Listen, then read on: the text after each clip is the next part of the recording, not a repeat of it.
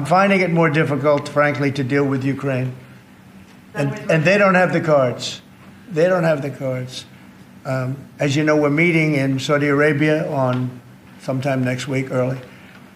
And we're talking, would I find that in terms of getting a final settlement, it may be easier dealing with Russia, which is surprising because they have all the cards. I mean, they're bombing the hell out of them right now.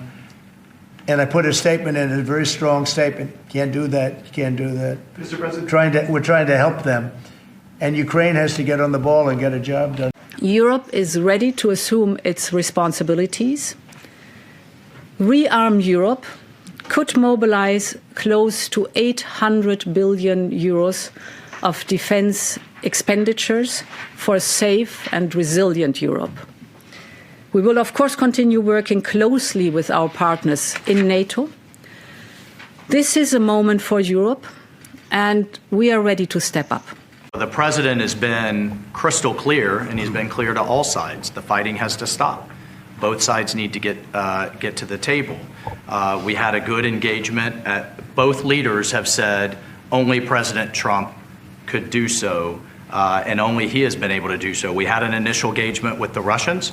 The Ukrainians had a great opportunity to bind our economies together through that mineral deal. Unfortunately, that didn't go so well, but we think we're going to get things back on track. Secretary Rubio, myself, and the Ukrainian delegation will be meeting in Saudi Arabia next week to get these talks back on track, get a ceasefire in place, and drive peace home under President Trump's leadership. The bottom line is that the Biden administration created a lot of jobs, and they tended to be government jobs. About 25% of the job creation was government jobs, and we actually, as President Trump intended, reduced government jobs by about 10,000, as you guys just mentioned.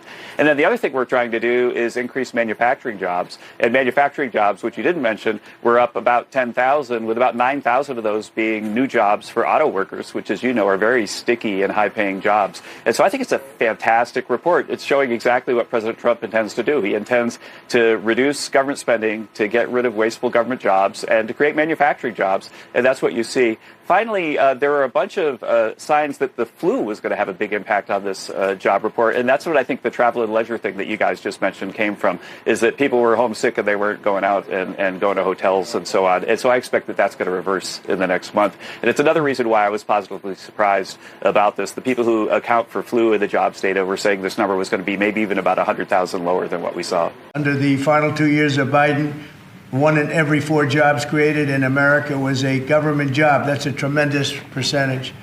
But under the first full month of President Trump, which we haven't even gotten started yet, an incredible 93% of all job gains were in the private sector. So that statistic just came out.